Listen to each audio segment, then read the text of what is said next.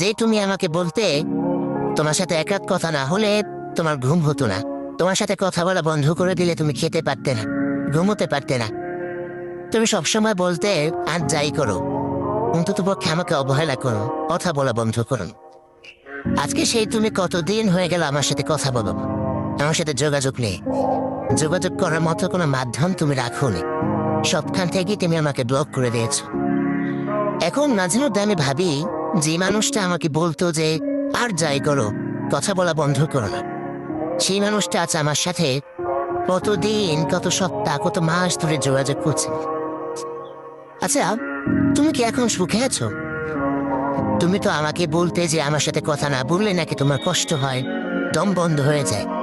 তাহলে তুমি কি এখন সুখে আছো? তোমার দিন, তোমার রাত কিভাবে কাটে, কিভাবে কাটে তোমার প্রতিটা সময়?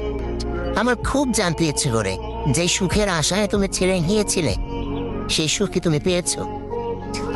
পেতে পারো, কারণ পাখি গাছ বদলায় সুখের জন্যে। তুমি তো আমার পাখি ছিলে, তুমি গাছ বদলেছো সুখের জন্যে, হয়তো সেই সুখটা পেয়েছো।